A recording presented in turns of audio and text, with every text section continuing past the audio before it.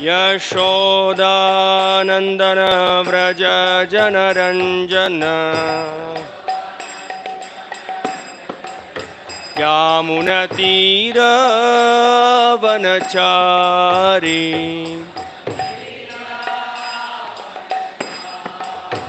यामुनतीरवनचारी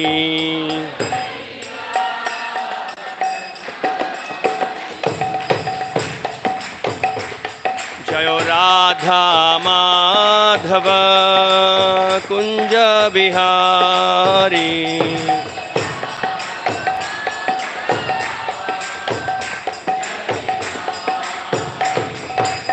गोपी जन वल्लभ गिरिवरधारी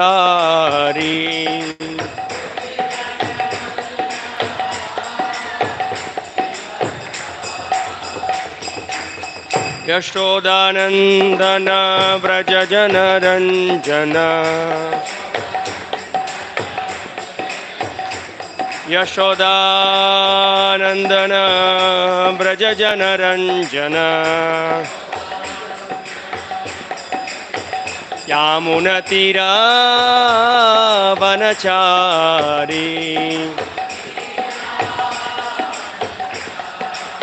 यामुनतीरवनचारी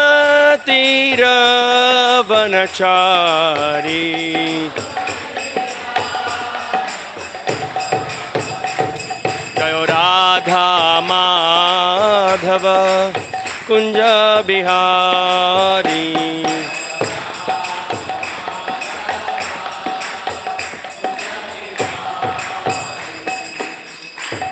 जय ओं विष्णुपाद परमहंस परिव्राजकाचार्य अष्टोत्र सदस्य श्रीमद ऐसी भक्ति वेदांत स्वामी श्री प्रभुपाद की जय। श्रीमद् भागवतम की जय। गौर प्रेमानंदे विष्णुपादाय कृष्ण प्रेष्ठाय भूतले श्रीमते भक्ति विकास स्वामी नामिने।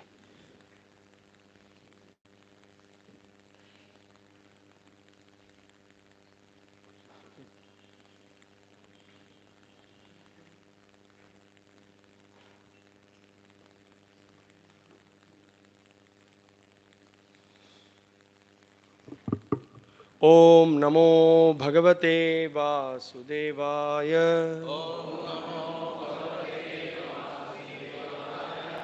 ओम नमो भगवते वासुदेवाय।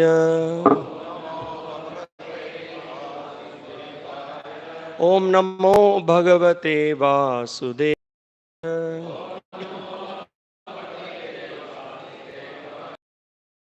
So we are reading from Srimad Bhagavatam, Canto 9, Chapter 30, Text 11.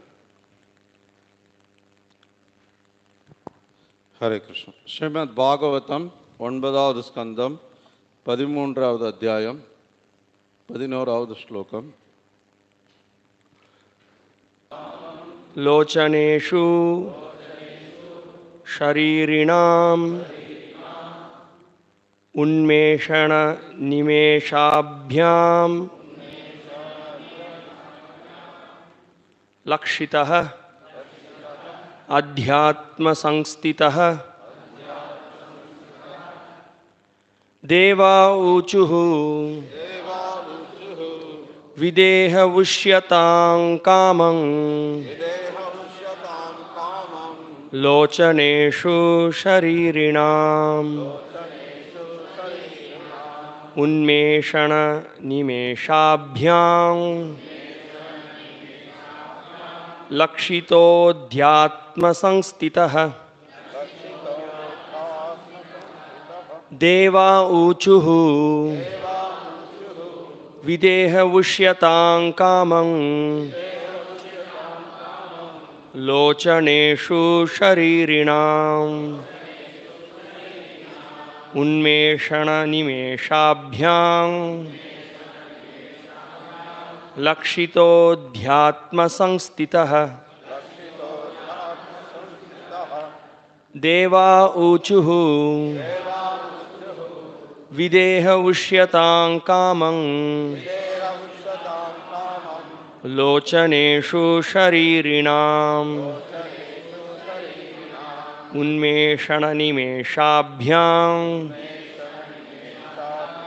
लक्षितोऽध्यात्मसंस्थितः देवावूचुः देवाऊचुः विदेहौष्यतां कामम् विदेहौष्यतां कामं लोचनेषु शरीरिणाम् उन्मेषणनिमेषाभ्याम् लक्षितोऽध्यात्मसंस्थितः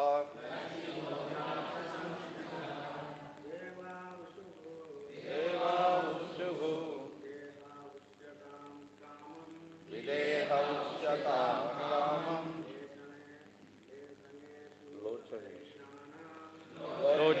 विदेहौष्यतां कामम् लोचनेषु शरीरिणाम् उन्मेषणनिमेषाभ्यां लक्षितोऽध्यात्मसंस्थितः देवाऊचुः विदेहौष्यतां कामं लोचनेषु शरीरिणाम्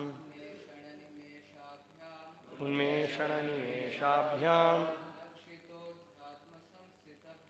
लक्षितोऽध्यात्मसंस्थितः माताजी देवाऊचुः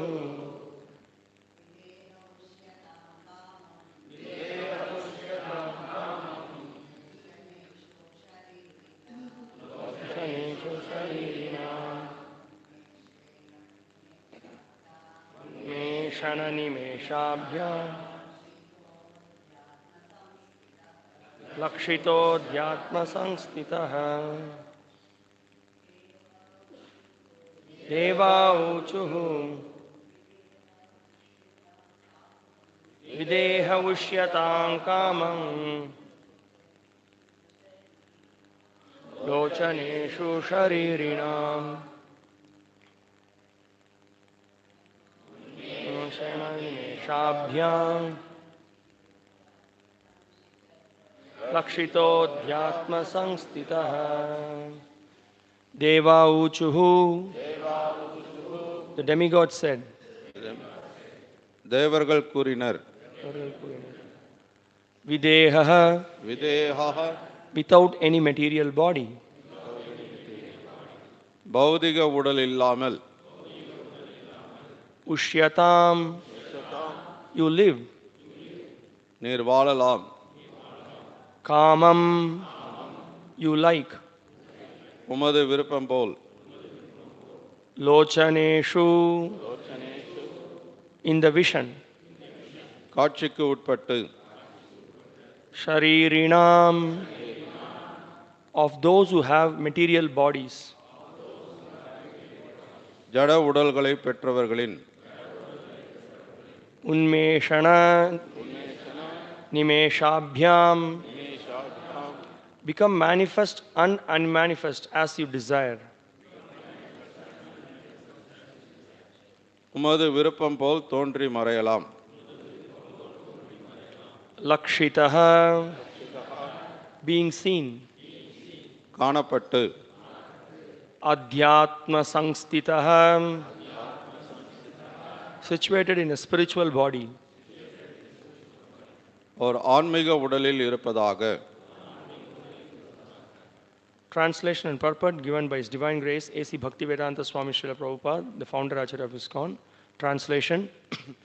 The demigod said, let Maharaja Nimi live without a material body. Let him live in a spiritual body as a personal associate of the Supreme Personality of Godhead. And according to his desire, let him be manifest or unmanifest to common materially embodied people. மொழிபெயர்ப்பு தேவர்கள் கூறினர் நிமி மகாராஜன் ஒரு ஜட உடலை பெறாமலேயே வாழட்டும் பரமபுருஷரின் ஒரு அந்தரங்க சகாவாக இருந்து கொண்டு தம் விருப்பம் போல் உடல் பெற்ற சாதாரண பௌதிக மனிதனின் கண்களுக்கு புலப்படுவதும் புலப்படாததுமாகிய ஓர் ஆன்மீக உடலில் அவர் வாழட்டும். Purport. The demigods wanted Maharaja Nimi to come to life, but Maharaja Nimi did not want to accept another material body. Under the circumstances, the demigods, having been requested, by the saintly persons gave him the benediction that he would be able to stay in his material body. There are two kinds of spiritual bodies as generally understood by common men. The term spiritual body is sometimes taken to refer to a ghostly body. An impious man who dies after sinful activities is sometimes condemned so that he cannot possess a gross material body of five material elements, but must live in a subtle body of mind, intelligence, and ego. However, as explained in the Bhagavad Gita, devotees can give up the material body and attain a spiritual body free from all material tinges, gross and subtle. Tyaktva dehang punarjanma naiti mameti sorjuna. Thus, the demigods gave King Nimi the benediction that he would be able to stay in a purely spiritual body, free from all gross and subtle material contamination. The Supreme Personality of Godhead can be seen or unseen according to his own transcendental desire. Similarly, a devotee being Jivan Mukta can be seen or not as he chooses. As stated in the Bhagavad Gita, Nahang Prakasha Sarvasya Yogamaya Samavritah. The Supreme Personality of Godhead, Krishna, is not manifest to everyone and anyone. To the common man, he is seen. Atasri Krishna Namadi na bhaved grahyam indriyai. Krishna and his name, fame, qualities, and paraphernalia cannot be materially understood. Unless one is advanced in spiritual life, sevon mukehi jigvadav, one cannot see Krishna. Therefore, the ability to see Krishna depends on Krishna's mercy. The same privilege of being seen or unseen according to one's own desire was given to Maharaja Nimi. Thus, he lived in his original spiritual body as an associate of the Supreme Personality of Godhead. பொருளுரை. நிமி மகாராஜன் உயிர் பெற்றிட வேண்டுமென்று தேவர்கள் விரும்பினர். ஆனால் நிமி மகாராஜன் மற்றொரு ஜட உடலை ஏற்க விரும்பவில்லை. ஆனால் நிமி மகாராஜன் எனவே முனிவர்களின் வேண்டுகோளுக்கிணங்க ஆன்மீக உடலில் இருக்கக்கூடிய வரத்தை தேவர்கள் அவருக்கு வழங்கினர். இருவகையான ஆன்மீக உடல்கள் உள்ளன. ஆன்மீக உடல் எனும் சொல் சில சமயங்களில் பேய் பிசாசுகளின் உடலை குறிப்பிடுவதாக எடுத்துக்கொள்ளப்படுகிறது. பெரும் பாவம் செய்தவன் சில சமயங்களில் பஞ்சபூதங்களான பௌதிகமான ஸ்தூல உடலில் வாழ முடியாமல் மனம், புத்தி, அகங்காரம் ஆகியவற்றை கொண்டதொரு சூட்சும உடலில் வாழும்படி தண்டிக்கப்படுகிறான். ஆனால் பகவத்கீதை விளக்குவது போல் பௌதிக உடலை கைவிட்டு ஸ்தூல மற்றும் சூட்சமான களங்கங்களிலிருந்து விடுபட்டு ஒரு ஆன்மீக உடலை பக்தர்களால் அடைய முடியும். தக்வாதேகம் புனர்ஜன்ம நைத்தி மாமேதி சோர்ஜனா. இவ்வாறாக ஸ்தூல மற்றும் சூட்சமான பௌதிக களங்கங்களிலிருந்து விடுபட்ட ஒரு தூய ஆன்மீக உடலில் வாழக்கூடிய வரத்தை தேவர்கள் நிமி மகாராஜனுக்கு அளித்தனர். பகவானின் திவ்யமான சுய விருப்பத்திற்கேற்ப அவர் பக்தர்களுக்கு காட்சி அளிக்கிறார் அல்லது காட்சியளிக்காமல் இருக்கிறார். அவ்வாறே ஒரு பக்தர் ஜீவன் முக்தர் என்பதால் காணப்படவோ அல்லது காணப்படாமலோ இருக்க அவரால் முடியும். பகவத்கீதை குறிப்பிடுவது போல் நாகம் பிரகாச சர்வஸ்ய யோகமாயா சமாவிரதக. பரமபுருஷராகிய பகவான் ஸ்ரீகிருஷ்ணர் யாருக்கு வேண்டுமானாலும் காட்சியளிக்கக்கூடியவர் அல்ல. சாதாரண மனிதனுக்கு அவர் காணப்படாதவராவார். அத்தா ஸ்ரீகிருஷ்ண நாமாதி நபவே கிராஹ்யம் இந்திரியை. ஸ்ரீகிருஷ்ணரையும் அவரது நாமம், புகழ், குணங்கள் மற்றும் உபகரணங்கள் ஆகியவற்றையும் பௌதிகவாதிகளால் புரிந்து கொள்ள முடியாது. ஒருவர் ஆன்மீக வாழ்வில் முன்னேறியவராக இருந்தாலொழிய சேவன் முக்கேகி சிவாதோ அவரால் கிருஷ்ணரை காண முடியாது. எனவே ஸ்ரீகிருஷ்ணரை காணக்கூடிய திறமை கிருஷ்ணரின் கருணையை சார்ந்துள்ளது.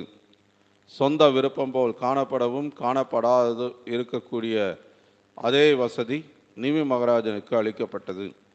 இவ்வாறாக அவர் தமது சுயமான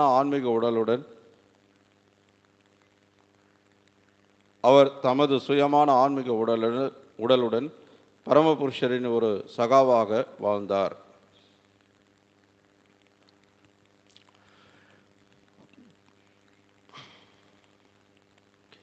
नमो विष्णुपादाय कृष्णप्रेष्ठाय भूतले श्रीमते भक्ति विकास स्वामिनिधि नामिने नमो विष्णुपादाय कृष्णप्रेष्ठाय भूतले श्रीमते भक्ति वेदांत स्वामिनिधि नामिने नमस्ते सारस्वते देवे गौरवाणी प्रचारिणे निर्विशेष शून्यवादी पाश्चात्य देशतारिणे जय श्री कृष्ण चैतन्य प्रभु नित्यानंद श्री अद्वैत गदाधर श्रीवासादि गौर भक्त वृंद हरे कृष्ण कृष्ण कृष्ण हरे हरे हरे राम राम राम हरे हरे देवा ऊचुः विदेह उष्यतां कामं लोचनेषु शरीरिणां उन्मेषण निमेषाभ्यां लक्षितोऽध्यात्म संस्थितः.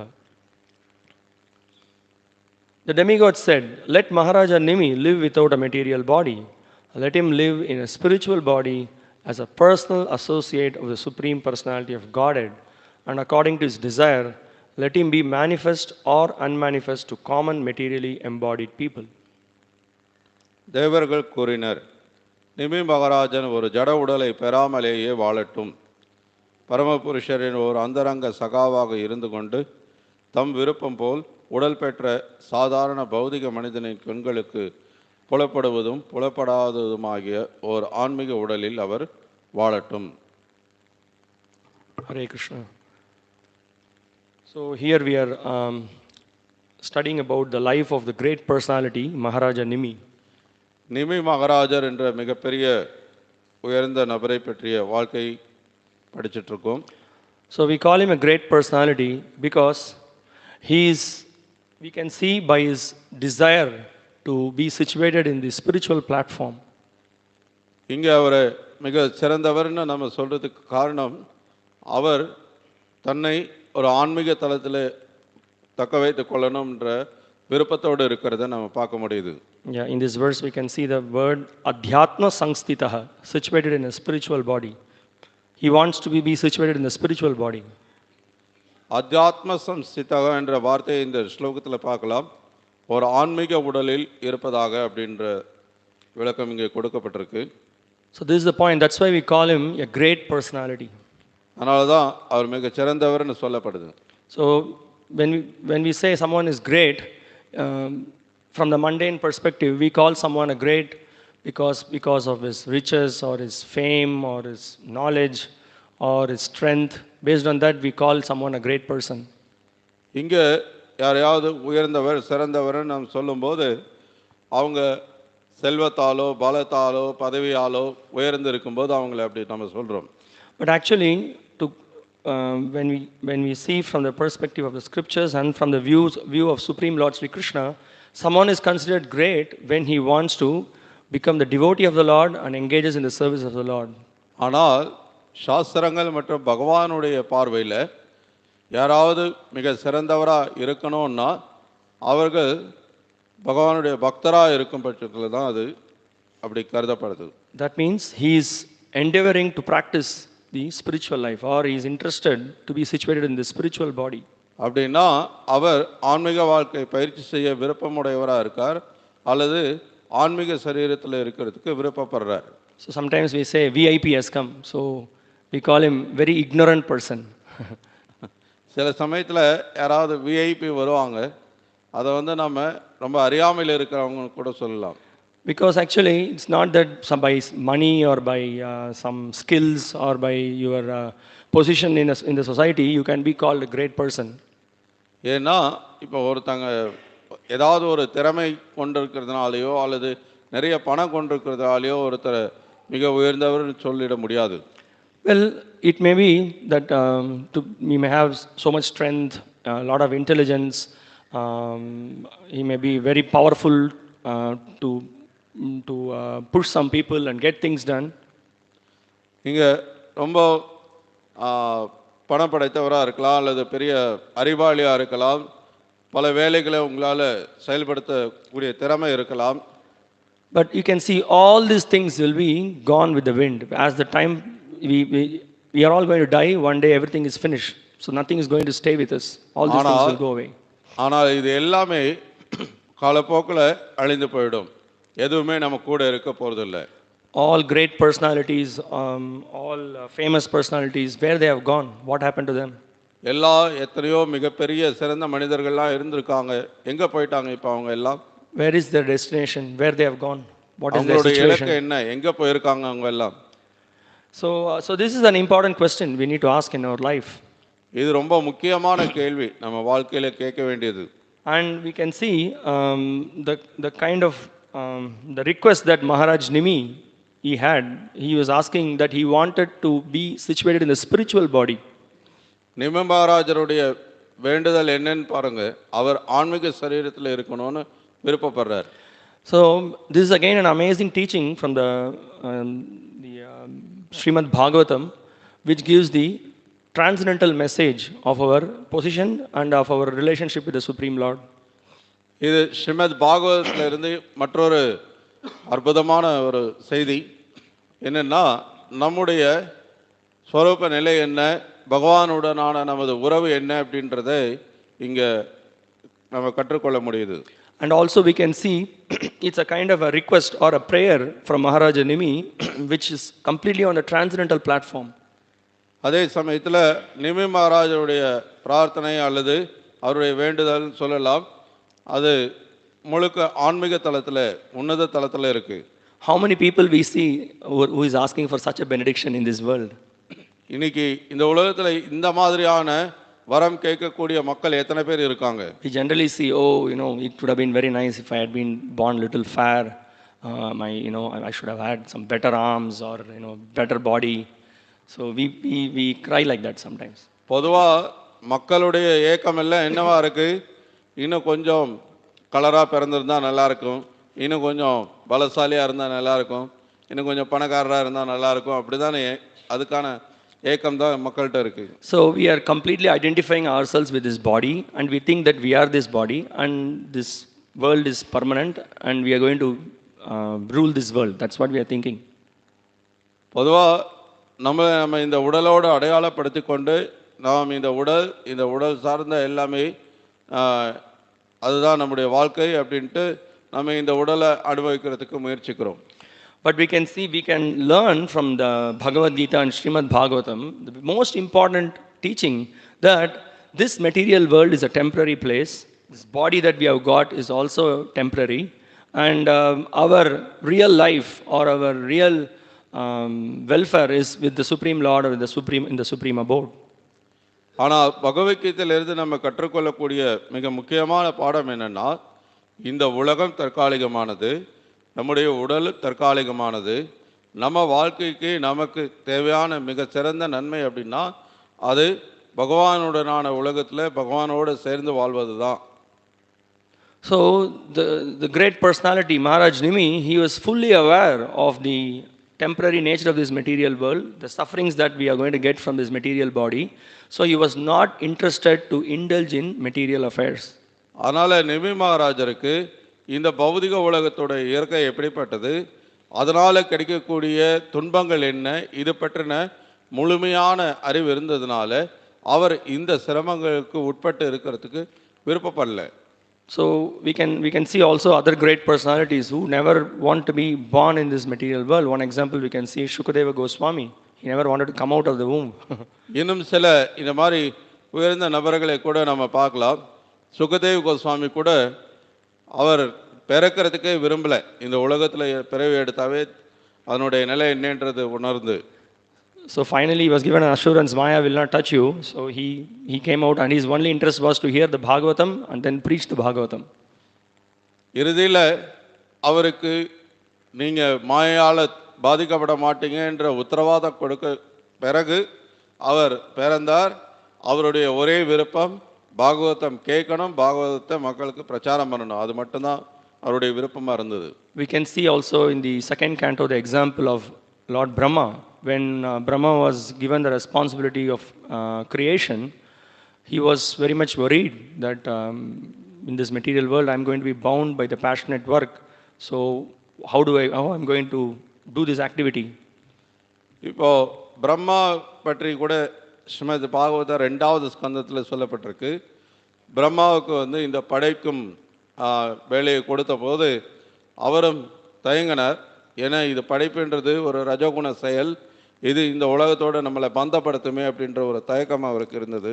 And then we can see Lord gave him assurance that if you are going to have faith on my words, and then if you are going to engage in my service, you will not be bound by this material world. I give you assurance. அதுக்கப்புறம் பகவான் அவருக்கு உத்தரவாதம் கொடுத்தார், என்னுடைய வார்த்தைகளில் நம்பிக்கை கொண்டு என்னுடைய சேவையில் நீ ஈடுபட்டன்னா நீ பந்தப்பட மாட்டேன்ற உத்தரவாதம் கொடுத்தார்.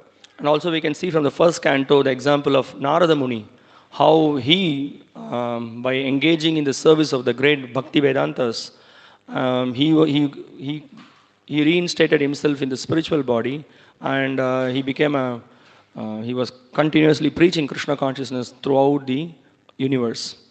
மறுபடியும் முதல் ஸ்கந்தம் பாகவதத்திலையும் பார்க்கலாம். நாரதர் மகாபாகவதர்களுக்கு பக்தி வேதாந்தர்களுக்கு அவர் சேவை புரிஞ்சதுனாலேயே அவர் மறுபடியும் தன்னை ஆன்மீக தளத்தில் நிறுத்தி கொண்டு தொடர்ந்து அந்த பக்தி தொண்டு பற்றிய பிரச்சாரங்களை தொடர்ந்தார். So we can see there are several more examples. The most important point that we need to understand is the need for understanding the importance of spiritual life. இன்னும் இதுக்கு பல உதாரணங்கள் கூட பார்க்கலாம். ஆனால் இங்கே முக்கியமான கருத்து என்னென்னா, நம்ம ஆன்மீக வாழ்க்கையினுடைய முக்கியத்துவத்தை புரிந்து கொள்ளணும். We can see here Maharaj Nimi was so much learned. He knew the intricacies of the effect of the three gunas that will affect us. நிமி மகாராஜர் மிகவும் கற்றறிந்தவராக இருந்ததுனால இந்த முக்குணங்களுடைய பாதிப்பு எப்படிப்பட்டதுன்றதை அறிந்தவராக இருந்தார். So that is one of the reasons that he did not want to take the material body.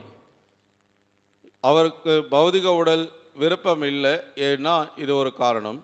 So we can see here in this particular purport, Srila Prabhupada is pointing out about the temporary nature of this material body and the importance of the spiritual body, and he goes on to explain further. இந்த பொருளுரையில் ஸ்ரீல பிரபுபாதர் இந்த பௌதிக உடலுடைய தற்காலிக தன்மையையும் ஆன்மீக உடலுடைய முக்கியத்துவத்தை பற்றியும் விவரிக்கிறார். தொடர்ந்து மேலும் பல விஷயங்கள் விவரிக்கிறார்.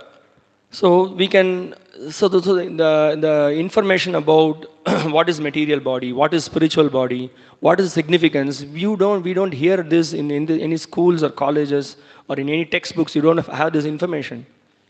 ஆன்மீக உடல்ன்றது என்ன, பௌதிக உடல்ன்றது என்ன, ஆன்மீக உடலுடைய முக்கியத்துவம் என்ன, இது போன்ற விஷயங்களை நம்ம எந்த பள்ளிகள்லையோ எந்த பாடப்புத்தகங்கள்லையோ நம்ம பார்க்கறதில்ல, கேட்கறதில்ல. And also we do not have any information about a world which is eternal, which is not distracted with the time. We do not have information about that as well. நித்தியமான உலகம், காலத்தால் அழிக்கப்படாத உலகம்ன்ற தகவல் எல்லாம் நமக்கு கிடையாது. So we can see, so when we hear about the spiritual body, the spiritual world, so this information should give us inspiration that there is eternal life of happiness in the service of the Supreme Lord. We should be inspired by this. நித்தியமான உலகம், நித்தியமான உடல், ஆன்மீக சரீரம், ஆன்மீக உடலை பற்றின விஷயங்களை கேட்கும்பொழுது அதில் நமக்கு நித்தியமான ஆனந்தம் நிரம்பிய வாழ்க்கை இருக்குது அப்படின்றதுக்கு நமக்கு உற்சாகத்தை ஊட்டக்கூடியதாக இருக்குது.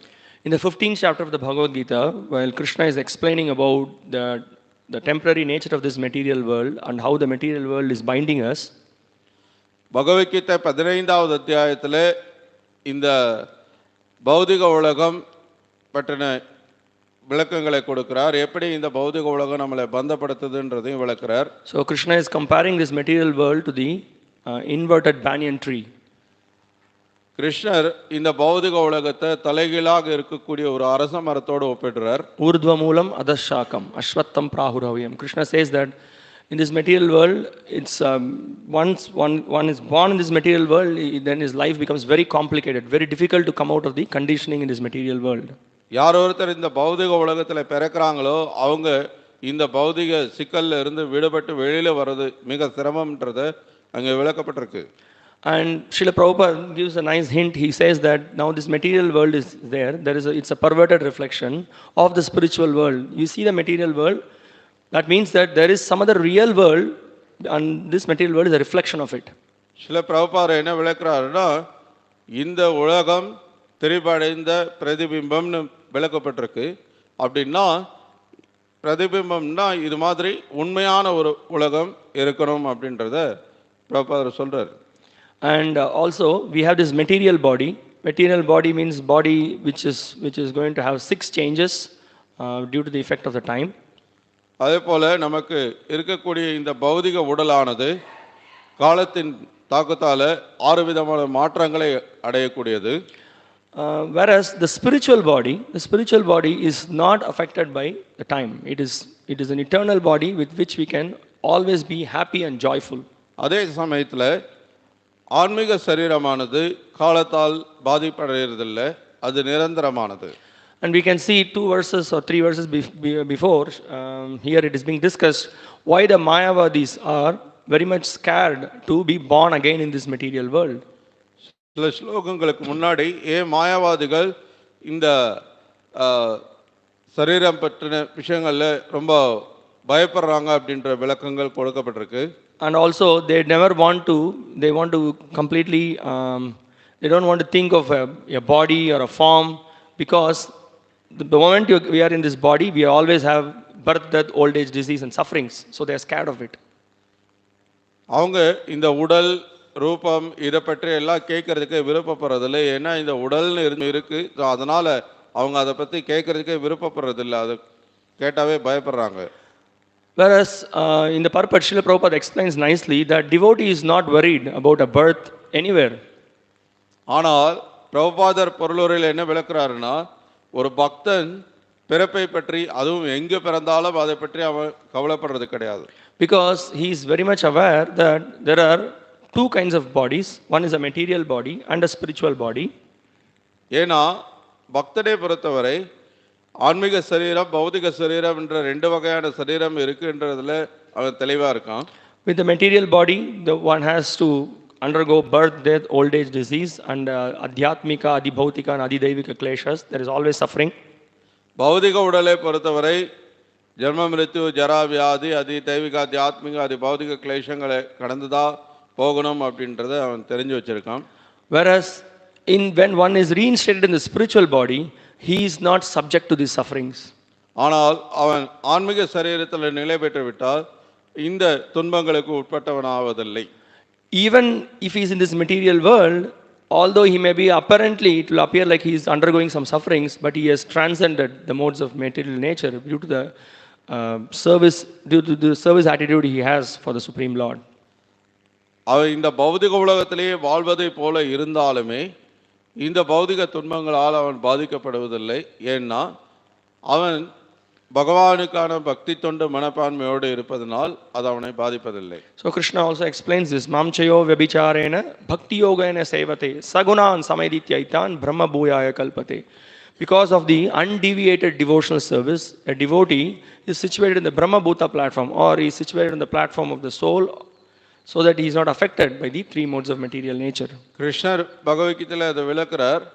பிறலாத பக்தி தொண்டில் நிலை பெற்று இருக்கக்கூடிய ஒருத்தர், அவர் அல்லது ஆத்ம தளத்தில் நிலை பெற்று இருக்கக்கூடிய ஒருத்தர் இந்த பௌதிக உலகத்தின் தாக்கங்களால் பாதிப்படைவதில்லைங்கிறார். So this is a very important understanding for any spiritual practitioner, that there is a material body which is made up of 5 gross elements. ஆன்மீக பயிற்சியில் ஈடுபடக்கூடிய ஒவ்வொருத்தருமே தெரிந்து கொள்ள வேண்டிய முக்கியமான பாடம் இது. பௌதிக சரீரம்ன்றது பஞ்சபூதங்களால் ஆனது. So this is the gross body, and then there is a subtle body covered by mind, intelligence and ego. இது பஞ்சபூதங்களால் ஆனது ஸ்தூல சரீரம். அதே போல மனம், புத்தி, அகங்காரத்தாலான ஒரு சூட்சும சரீரமும் இருக்கு. So this what we are speaking now is completely material. இப்போ நம்ம பேசிட்டு இருக்கிற இதெல்லாம் பௌதிகமானதே. Now we can see in the purport, Prabhupada is pointing out there is about spiritual body, 2 kinds of spiritual body he is pointing out. பொருளுரையில் சில பிரபுபாதர் 2 வகையான ஆன்மீக சரீரம் பற்றி பேசுகிறார். There are 2 kinds of spiritual bodies as generally understood by common men.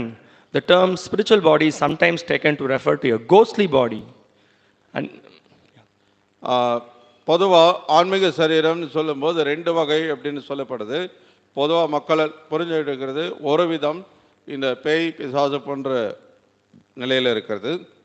So Srila Prabhupada points out that the ghostly body, sometimes people think that to be the spiritual body.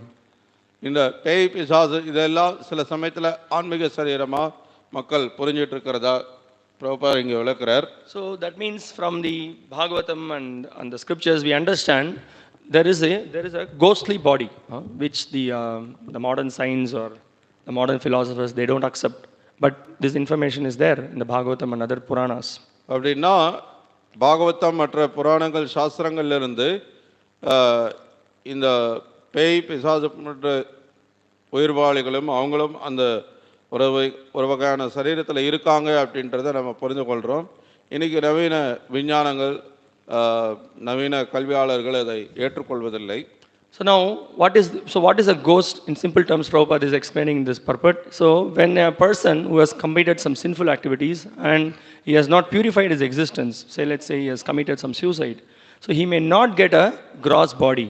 So he may have to roam around as a ghost with a subtle body. அந்த பேய்ன்றதை என்னன்றதை பிரபுபாதர் இங்கே பொருளுரை சொல்லியிருக்கார். யார் ஒருத்தர் தன்னுடைய இருப்பை தூய்மைப்படுத்தி கொள்ளாமல் கொடுக்கப்பட்டிருக்கக்கூடிய அந்த வாய்ப்பை தவறாக உபயோகிக்கிறாங்களோ, உதாரணத்துக்கு தற்கொலை செய்துக்கிறது, இந்த மாதிரியான செயல்களில் ஈடுபடும் போது அவங்க ஒரு பேய் ஆயிடுறாங்க. So however, the important point is that exactly this, when we speak of the spiritual body, what is being referred to? That is also Srila Prabhupada is pointing out in this purport.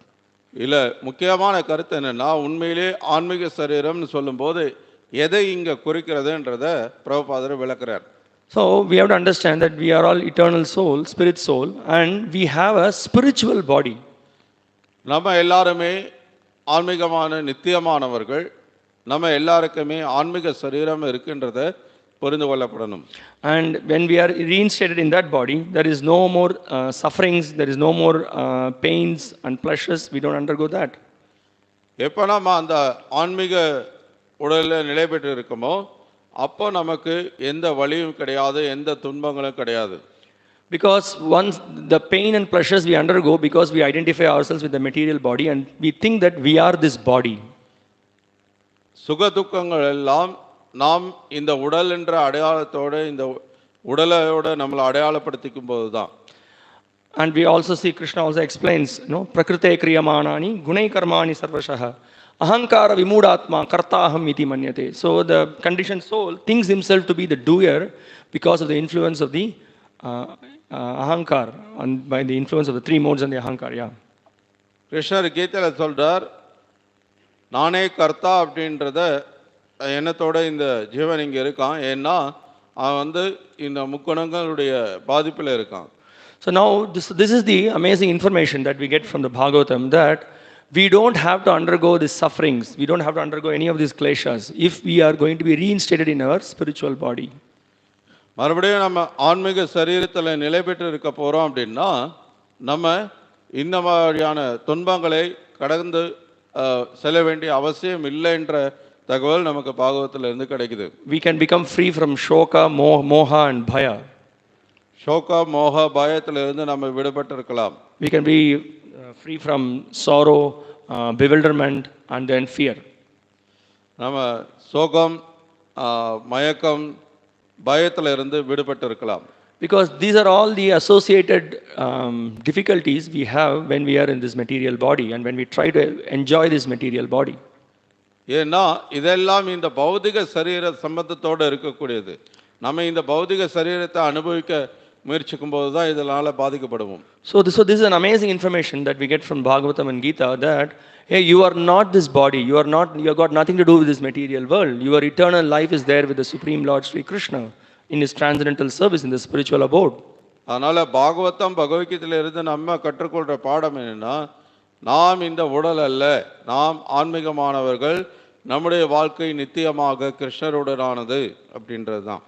So now this is a kind of a turning point in one's life. First of all, to understand that we are not this body, we are spirit soul, and after we die, we have a choice to either take a spiritual body or a material body. இப்போ நாம் இந்த உடல் அல்ல, நாம் ஆத்மாக்கள். நாம் இந்த உடலை விட்ட பிறகு நாம் ஆன்மீக சரீரத்தை அடைவதா பௌதிக சரீரத்திலே இருப்பதா என்ற விஷயத்தை தேர்ந்தெடுக்கிறதுக்கு நமக்கு உரிமை இருக்குது. அப்படின்ற இந்த பாடத்தை கற்றுக்கொள்றதுன்றது நம்ம வாழ்க்கையில ஒரு பெரிய திருப்பு முனை. So that's why Krishna also in the 15th chapter of the Bhagavad Gita is pointing out that there are so many people who are not aware of this knowledge and they are actually struggling in this world. கிருஷ்ணர் 15வது அத்தியாய பகவத்கீதையிலும் இதை விளக்குறார். எத்தனையோ மக்கள் இந்த ஞானம் இல்லாததன் காரணமா இந்த உலகத்துல ரொம்ப சிரமப்பட்டுட்டு இருக்காங்க. உத்கிராமந்தம் ஸ்திதங் வாபி புஞ்சானம் வா குணான்விதம் விமூடா நானு பஷ்யந்தி பஷ்யந்தி ஞான சக்ஷுஷः. So utkramantam stitang vapi, you know, so a soul leaves the body and it takes up another body.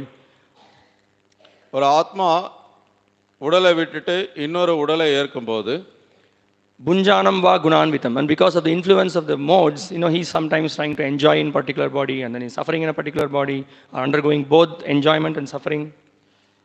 இந்த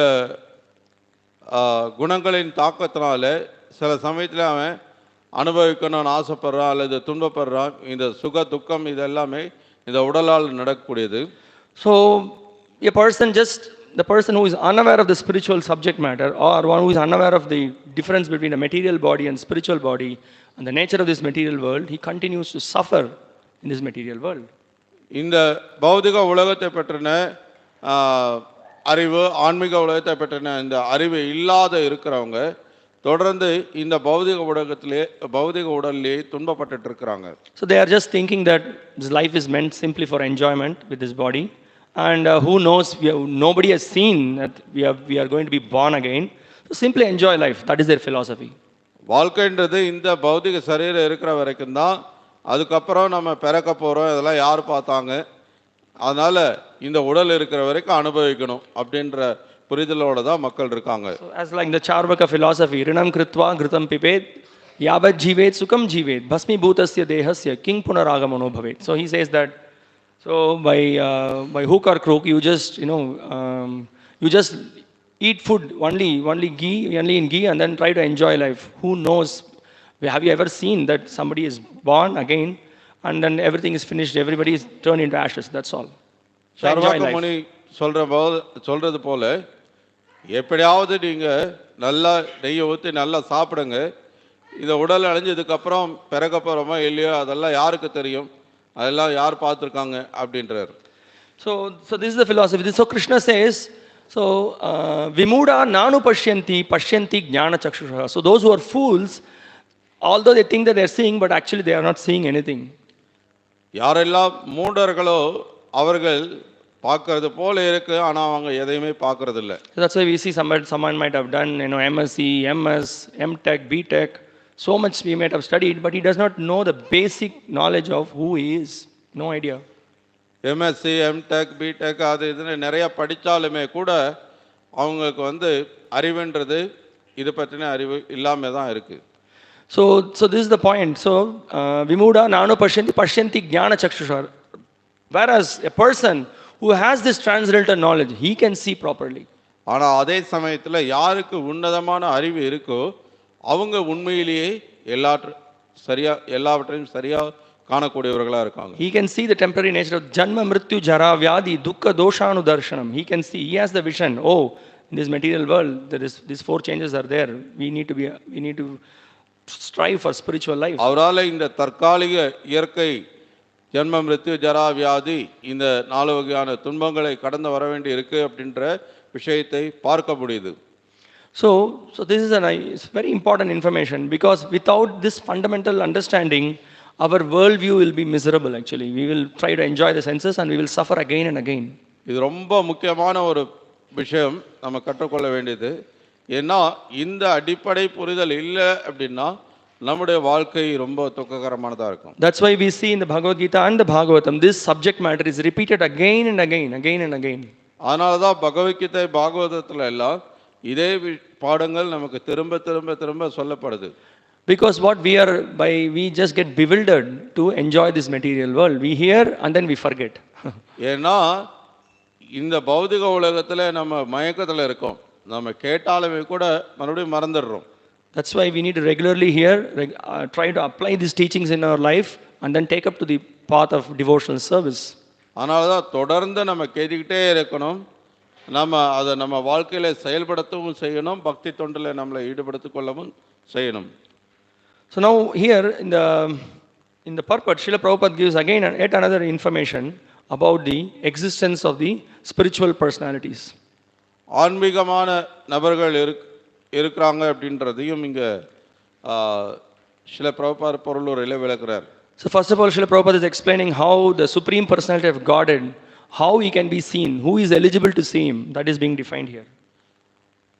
முதல்ல பிரபுபாதர் பரமபுருஷ பகவானை எப்படி காண முடியும், அவரை காண்பதற்கு தகுதி உடையவர்கள் யார் என்றதை விளக்குறார். So here Srila Prabhupada is explaining the Supreme Personality of Godhead can be seen or unseen according to his own transcendental desire. பரமபுருஷ பகவானை அவருடைய உன்னதமான விருப்பத்திற்கு ஏற்ப ஒருவர் காணவோ காண முடியாமலோ இருக்க முடியும். So Krishna says in the Bhagavad Gita, Nahang Prakasha Sarvasya Yogamaya Samavritah. Krishna says that I am actually covered by Yogamaya. So only when he desires, he will show himself to others. கிருஷ்ணர் கீதையில சொல்றார், நாகம் பிரகாச சர்வஸ்ய யோகமாயா சமாவிரதா. அவர் விருப்பப்படும் போதுதான் ஒருத்தருக்கு தன்னை வெளிப்படுத்திக் கொள்றார். So it is completely the Lord's desire. If he wants, he will reveal himself to us. Not that he is forced by anyone. Nobody can force him. அது முழுக்க பகவானுடைய விருப்பத்தை சார்ந்தது. யாரும் அவரை கட்டாயப்படுத்த முடியாது. So we can just see that in general day-to-day life also. Sometimes you can see some marketing representative or someone goes to someone's house and then he knocks at the door and then he says, I want to see the owner of the house. இப்போ நம்முடைய தினசரி வாழ்க்கையில் கூட இதை நம்ம அனுபவப்படலாம். ஒருத்தர் ஏதாவது ஒரு பொருளை விற்கிறதுக்காக வந்திருக்கிறார், வீட்டு கதவை தட்டுறார், அந்த வீட்டு சொந்தக்காரரை பார்க்க விருப்பப்படுறார். So once I was in my relative's house, in one of my auntie's house. So actually she opened the door. ஒரு முறை நான் என்னுடைய உறவினர் வீட்டில் இருந்தேன்.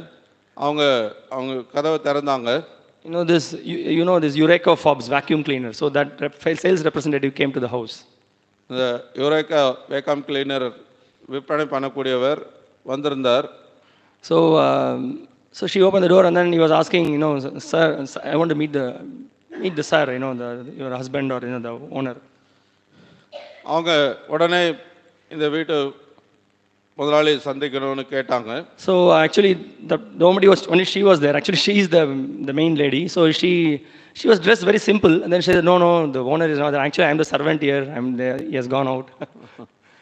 அவங்க இல்லை, இங்கே முதலாளி யாரும் இல்லை அப்படின்னு அவங்க சொன்னாங்க. உண்மையிலேயே அவங்க தான் அந்த வீட்டோட முதலாளி. ஆனால் அவங்க ரொம்ப எளிமையாக உடை உடுத்திருந்ததுனால அவங்க அந்த மாதிரி சொல்லிட்டாங்க. So I'm just giving this example to make the point that it is out of, even here we see that out of his own desire, somebody wants to reveal, they will reveal himself. Otherwise they will hide.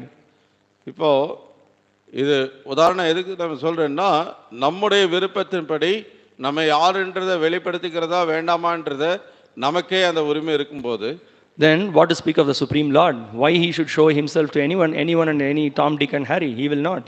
அப்போ பகவானை பற்றி சொல்றதுக்கு என்ன இருக்கு? அவர் யாருக்கு வேணா தன்னை வெளிக்காட்டி கொண்டு ஆகணும்ன்ற கட்டாயம் இருக்கா என்ன?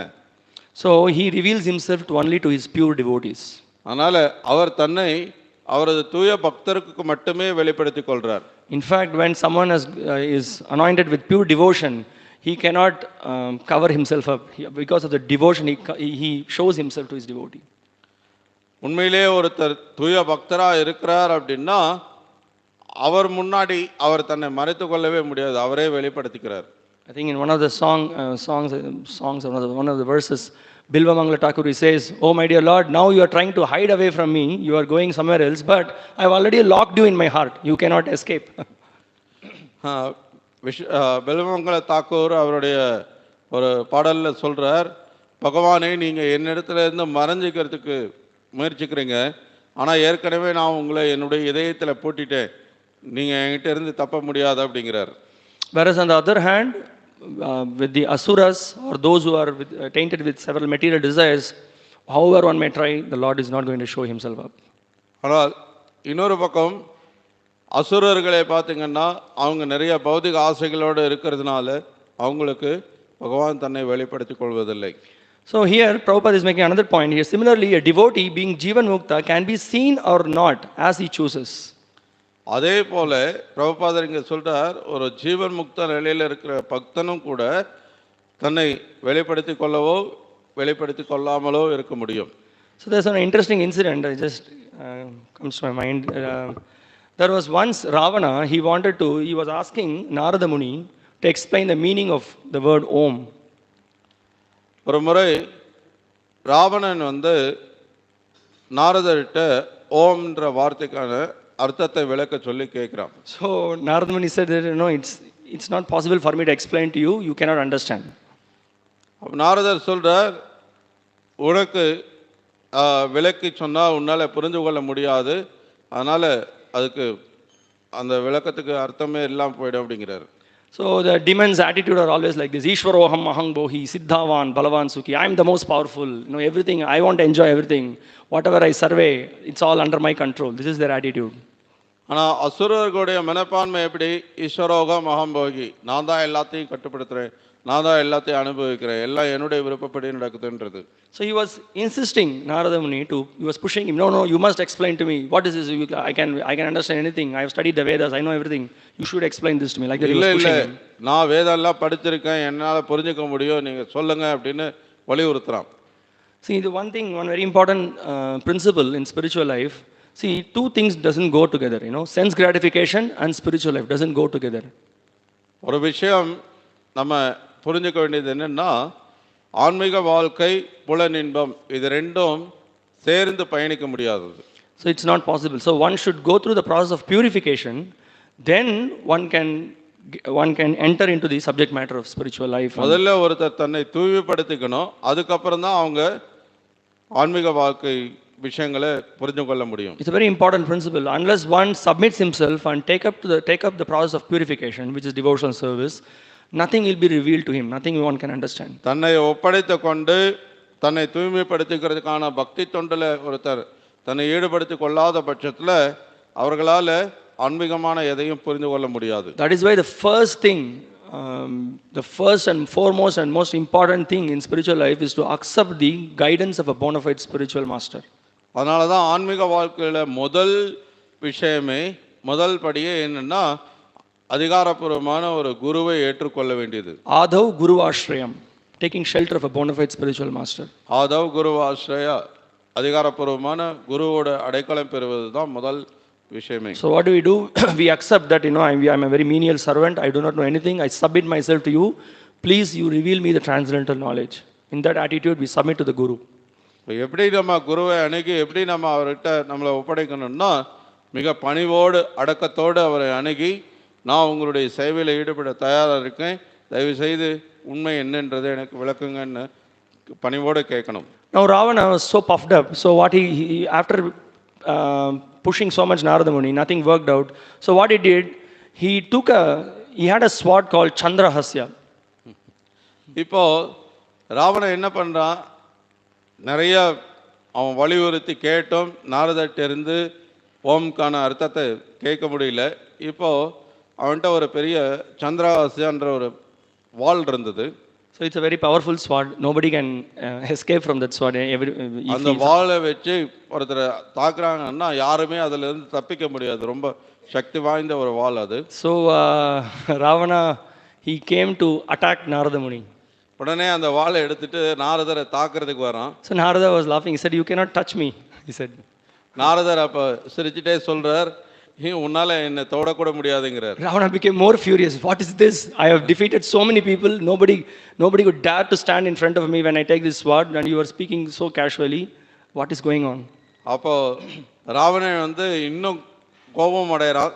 சொல்றான், என்னது, நான் எவ்வளவு பேரை தோற்கடிச்சிருக்கேன், நான் எவ்வளவு பெரிய பலசாலி, நான் இந்த வாளை எடுக்கும் போது என் முன்னாடி யாருமே நிக்கிறதுக்கு கூட பயப்படுவாங்க. So he was trying to cut Narada Muni, but he's a spiritual body. You cannot touch with any material thing. இப்போ ராவணன் அந்த வாளால நாரதரை வெட்ட முயற்சிக்கிறான். ஆனால் இவர் ஆன்மீக சரீரத்தில் இருக்கவர், எந்த ஆயுதத்தாலும் அவரை வெட்ட முடியாது. And then Ravana was amazed. My goodness, such a power he is having. அப்போ ராவணன் ரொம்ப ஆச்சரியப்படுறான், இன்னும் இவ்வளவு பெரிய சக்தி கொண்டிருக்கிறாரே இவர் அப்படின்னு. So the point is that Narada Muni said that you cannot, it's not possible. So as long as you are trying to enjoy your senses with this material body and you want to lord over the material nature, you cannot understand about the spiritual subject matter, you cannot understand about the spiritual body, you cannot understand about the spiritual world. அதனால நாரதர் விளக்குறார், நீ எவ்வளோ காலம் இந்த பௌதிக புலனின்பத்தில் ஈடுபட்டு இருக்கியோ அது வரைக்கும் முன்னால் ஆன்மீகம் என்ன, ஆன்மீக சரீரம் என்ன, ஆன்மீக வாழ்க்கை என்னன்றதை உன்னால் புரிந்து கொள்ள முடியாதுங்கிறார். Then finally Ravana is begging Narada, no, you please teach me this science, I want to know. So he was begging Narada Muni. இறுதியில் ராவணன் தயவு செய்து எனக்கு இந்த விஞ்ஞானத்தை சொல்லிக் கொடுங்க, நான் இதை கற்றுக்கொள்ளணும் அப்படிங்கிறான். So then Narada Muni said, there is only one way, you surrender to Vishnu. அப்போ அதுக்கு ஒரே ஒரு வழிதான் இருக்கு, நீ விஷ்ணுவிட்ட சரணடை. No, this I will never do in my life. முடியாது, நான் இதை செய்யவே மாட்டேன் என் வாழ்க்கையில் அப்படிங்கிறான். So these are the asuras. They will never surrender to the Supreme Lord, and they will question about who. There is no God. There is everything is happening by the interaction of the matter. So they are like this. They will be preaching like this. இதுதான் அசுரர்கள் அப்படின்றது. அவங்க எப்பவுமே கடவுள்கிட்ட சரணடையவே மாட்டாங்க. இந்த உலகத்தில் எது நடந்தாலும் அதெல்லாம் இந்த ஜடத்தினால தான் வருது, ஜடத்தினுடைய பரிணாமத்தினால்தான் எல்லாமே வருது அப்படின்றாங்க. So now here further in the purport, Srila Prabhupada is explaining, so this one thing, so as long as we are going to have this rebellious attitude, we will never be able to understand about the Lord and His energies and His plan. கடவுளுடைய சக்தி, அவருடைய திட்டம், இதெல்லாத்தையும் நம்ம இந்த கடவுளுக்கு எதிரான உணர்வில் இருக்கிற வரைக்கும் புரிந்து கொள்ளவே முடியாது. So now Srila Prabhupada is explaining the transcendental signs of how to see the Supreme Lord. What is the process by which we can see the Supreme Lord? அடுத்த பிரபார் என்ன விளக்குறாருன்னா, எப்படி முழுமுதற் கடவுளை காண்பது, அதுக்கான வழிமுறை என்னன்றதை சொல்றார். So Prabhupada in the purport is explaining, to the common man he is unseen. Atha Shri Krishna Namadi na bhaved grahyam indriyahi. Krishna and his name, fame, qualities and paraphernalia cannot be materially understood. ஒரு பொதுவான சாதாரண மனிதனுக்கு கிருஷ்ணர் காணப்பட முடியாதவர், அவருடைய நாம ரூப குண லீலைகள் காணப்பட முடியாதது அப்படிங்கிறத விளக்குறார். So here Srila Prabhupada is explaining how one can see the Lord, or how the Lord will reveal himself to someone. Atha Sri Krishna Namadi na bhaved grahyam indriyahi sevon mukhehi jigvadau swayam eva spuratyadaha. So therefore, since he is not be understood by our blunt senses, one has to engage in chanting the names of the Lord with the tongue and honoring the remnants of the food offered to him. When one engages like that, then the Lord out of his own mercy will reveal himself to us. எப்போ ஒருத்தர் அவருடைய நாக்கை பிரசாதம் சுவைப்பதற்காகவும் திருநாம உச்சாரணத்துக்காகவும் மட்டுமே ஈடுபடுத்துகிறாரோ, அப்போ அவன் தூய்மை அடையும் போது கிருஷ்ணர் தன்னை அவருக்கு வெளிப்படுத்துகிறார். So now also this is a very important attitude that we need to understand. The Lord reveals himself when one very submissively begs for his mercy. Then the Lord may reveal himself. He is Swarat. He is absolutely independent. பகவான் ஸ்வராத், முழு சுதந்திரமானவர் என்றதால எப்போ ஒருத்தர் அவர்கிட்ட மிகவும் பணிவோடு அடக்கத்தோடு அணுகி அவருடைய கருணையை வேண்டி பிரார்த்திக்கிறாங்களோ அப்போ அவர் தன்னை வெளிப்படுத்துறார். So here Srila Prabhupada, he makes another important point here. He further same thing he is explaining. Unless one is advanced in spiritual life, sevon mukhehi jigvado, one cannot see Krishna. ஆன்மீக வாழ்க்கையில ஒருத்தர் முன்னேறி இருந்தாலும் ஒழிய அவங்க கிருஷ்ணரை காண முடியாதுங்கிறார். See this one line, what a powerful statement Srila Prabhupada is explaining here. See, unless one is advanced in spiritual life means Prabhupada is pointing out, sevon mukhehi jigvado, he says. ஒருத்தர் ஆன்மீக வாழ்க்கையில முன்னேறி இருந்தாலும் ஒழிய அப்படின்றத சொல்லிட்டு இந்த சேவோன் முகேஹி ஜீவாதோ என்ற ஸ்லோகத்தை மேற்கோள் காட்டுறார். So that means what? We can understand it in a very nice way, that sevon mukhehi jigvado means one who has developed taste for chanting the names of Krishna. That's one understanding. அப்படின்னா சேவோன் முகேஹி ஜீவாதோ என்பது ஒருத்தர் கிருஷ்ணருடைய நாம உச்சாரணத்துக்கான ருச்சியை வளர்த்து கொண்டவர்னு அர்த்தம்.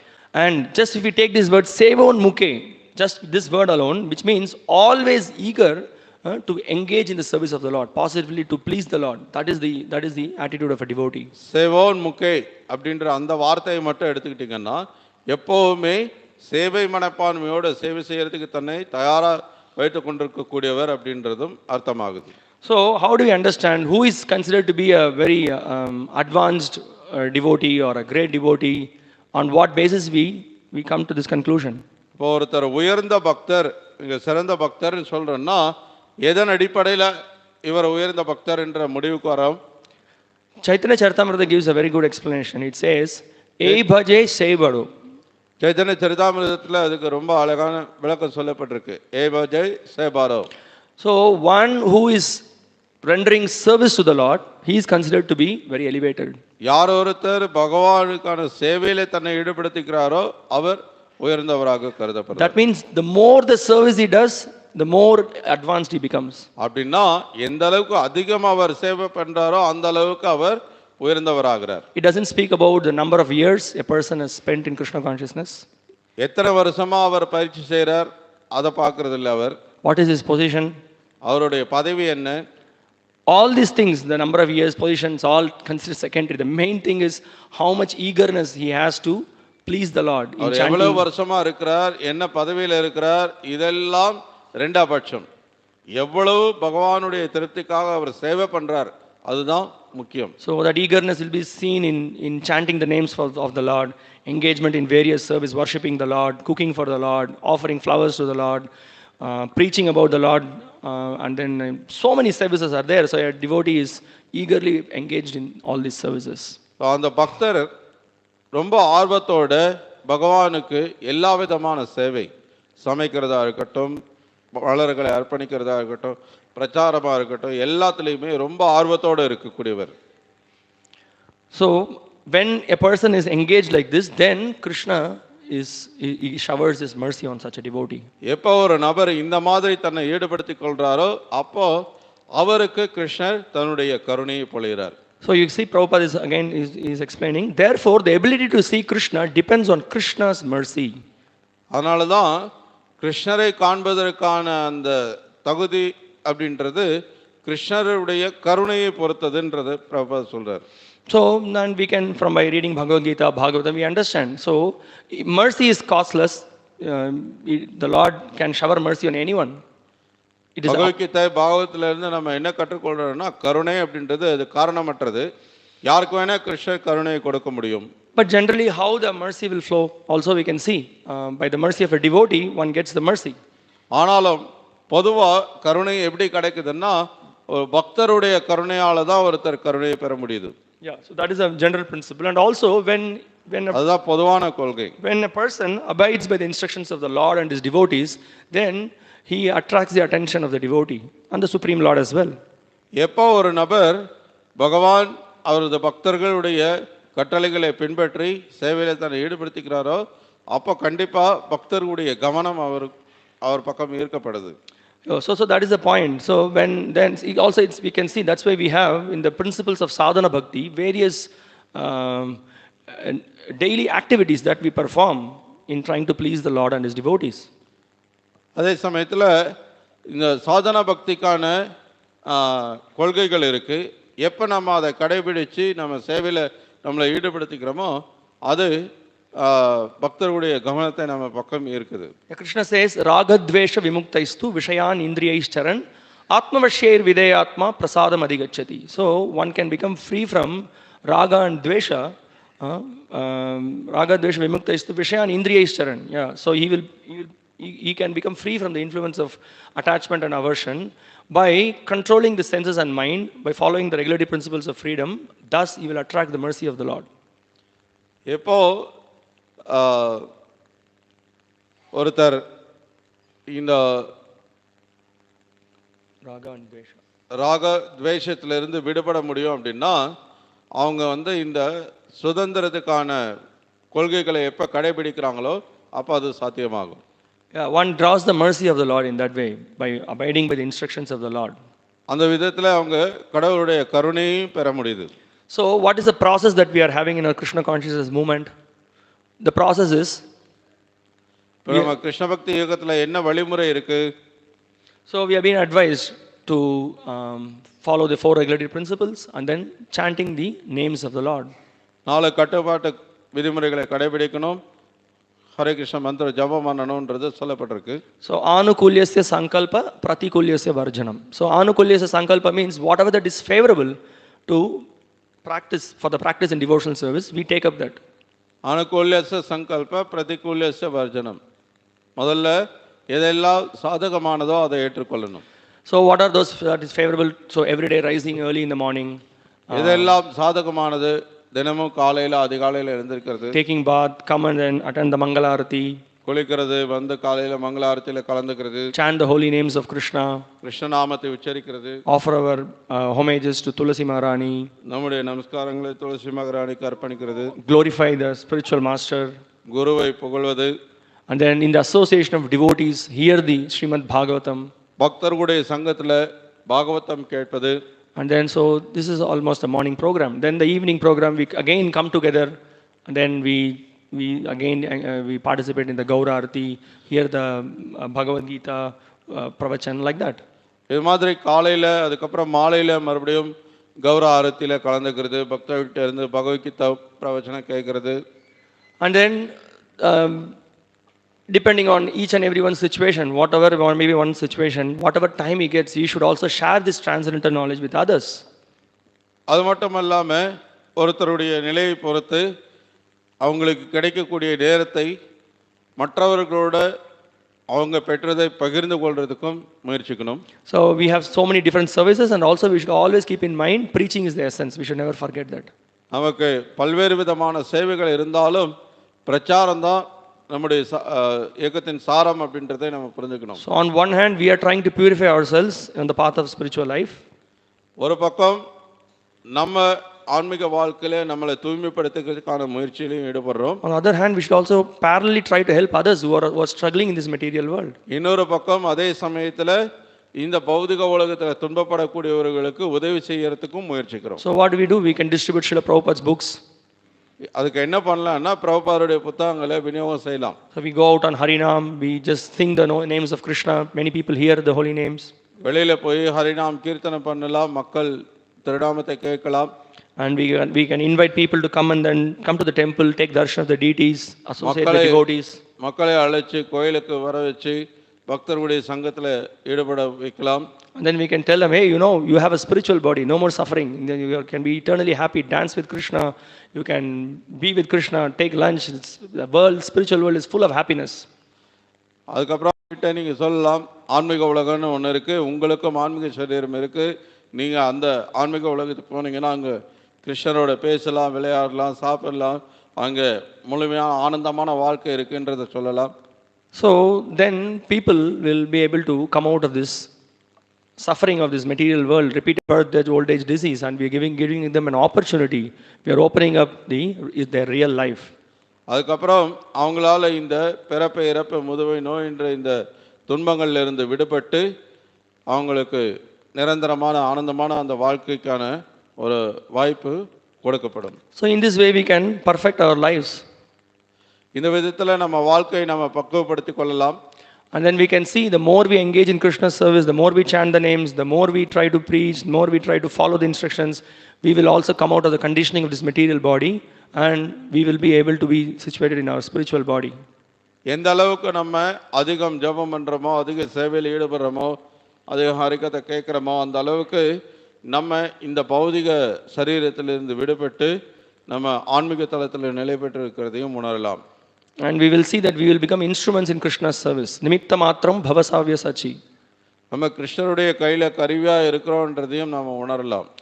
So that is what was we can see here. Maharaja Nimi,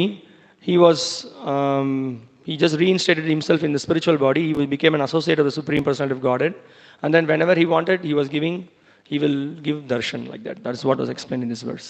அதுதான் இங்க நம்ம கற்றுக்கொள்றது. நிமி மகாராஜர் தன்னை ஆன்மீக நிலையில நிலைநிறுத்தி கொண்டு எப்பொழுது அவர் தன்னை ஒருத்தருக்கு வெளிப்படுத்தணும்னு நினைக்கிறாரோ அப்போ அவர் வெளிப்படுத்திக் கொள்றார். Thank you very much. We will stop here. If you have any questions or comments or realizations, மிக்க நன்றி.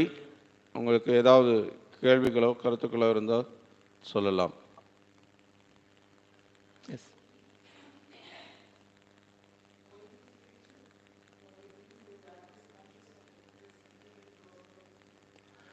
Okay, the question is, if you have got the spiritual body, will you be conscious of this gross body? உங்களுக்கு ஆன்மீக சரீரம் கிடைச்சதுக்கு அப்புறம் இந்த பௌதிக சரீர பற்றின உணர்வு உங்களுக்கு இருக்குமான்றது கேள்வி. Okay, so when we are in this material world, when we are engaged in the Lord's service, yes, we are aware of what our position in this material world, but the point is that our entire existence will be spiritualized because of being engaged in devotional service. So there is no question of material at that point of time, although we are in this body. நம்ம இந்த பௌதிக உலகத்தில் இருக்கும்போது நம்ம பக்தி தொண்டில் நாம் ஈடுபடுத்தி கொள்ளும்போது நம்ம முழுக்க ஆன்மீக தளத்துக்கு வந்துடுறோம். அதுக்கப்புறம் பௌதிகன்ற பேச்சுக்கு அங்கே இடம் இல்லாமல் போயிடுது. So what happens? Everything, whatever that he sees, whatever that he eats, whatever that he hears, whatever that he touches, everything, all activity he performs for the pleasure of the Lord. ஏன்னா அவர் என்ன பார்த்தாலும் என்ன கேட்டாலும் எதை முகர்ந்தாலும் எதை தொட்டாலும் எல்லாமே பகவானுடைய திருப்திக்கானதா இருக்கு. So when a devotee becomes very advanced, he sees everything as part and parcel of Krishna. Everything he sees as Krishna's energy. எப்போ ஒரு பக்தர் முன்னேறிய நிலையில் இருக்காரோ அப்போ எல்லாத்தையுமே பகவானுடைய அம்சமா பார்க்கிறார். அவர் எல்லாத்தையுமே கிருஷ்ணரோட தொடர்பு படுத்தி பார்க்கிறார். So and also Prabhupada gives one example also. There is iron. When you put the iron in the fire, then the iron picks up all the qualities of the fire and it becomes fiery. சில பிரபுபார் ஒரு உதாரணமாக கொடுக்கிறார். நீங்கள் ஒரு இரும்பை எடுத்து நெருப்பில் போட்டிங்கன்னா அது காலப்போக்கில் அது நேராக ஆக அது இரும்பு நெருப்பாகவே மாறிடுது. So a devotee he becomes completely spiritual, although he may be in this material world, but he becomes totally spiritual because of his complete absorption in Krishna's service. அதனால் ஒரு பக்தர் எப்போ கிருஷ்ண உணர்வுக்கு வந்துடுறாரோ அப்போ அவர் முழுக்க கிருஷ்ணருடைய சிந்தனையில் இருக்கிறார். So also when we speak about that, we are in a very neophyte stage. We are all beginners in Krishna consciousness. So we should not artificially think ourselves that we are completely spiritual and then we should not try to imitate great personalities like Raghunath Dasa Goswami or other great personalities. We should know our limits as well. அதே சமயத்தில் நம்ம எல்லாரும் ஆரம்ப நிலையில் இருக்கக்கூடியவர்கள். அதனால் இப்போ ரொம்ப உயர்ந்த ஆன்மீக தளத்தில் நம்ம இருக்கிறதா நினச்சிட்டு நம்ம உயர்ந்த பக்தர்களை கோஸ்வாமிகள் போன்றவர்களை நம்ம நகல் செய்யவும் கூடாது. So that means practically our eating, our sleeping, all our activities needs to be regulated as Krishna is instructing in the Bhagavad Gita under the guidance of a bona fide devotee. அதே அப்படின்னா இப்போ நம்முடைய சாப்பாடு நம்முடைய தூக்கம் இது மாதிரியான விஷயங்கள் எல்லாம் பகவத்கீதையில் கிருஷ்ணர் அறிவுறுத்துகிற மாதிரி அனுபவம் வாய்ந்த பக்தர்களுடைய வழிகாட்டுதல் படி நம்ம அதை ஒழுங்குபடுத்தணும், அதை ஒரு நெறிப்படுத்தணும். And then we will see the more we get ourselves absorbed and engage in service and chanting and reading and hearing, the more we will detach ourselves from the bodily platform. அதுக்கப்புறம் எந்த அளவுக்கு நம்ம இந்த சமண கீர்த்தனம் போன்ற விஷயங்களில் நம்மளை அதிகம் ஈடுபடுத்திக் கொள்கிறோமோ அந்த அளவுக்கு இந்த பௌதிக விஷயங்கள்லேருந்து நம்மளை விடுபடுத்திக் கொள்ள முடியும். Yeah, so it's very important that we in the association of devotees we learn this art. How do we do this? அதனால் பக்தர்களுடைய சங்கத்தில் எப்படி இதை செய்கிறதுன்ற கலையை நாம் கற்றுக்கொள்ள முடியும். Thank you very much. மிக்க நன்றி. Hare Krishna. Srimad Bhagavatam ki jai. Srila Prabhupada ki jai. Hare Krishna. Hare Krishna.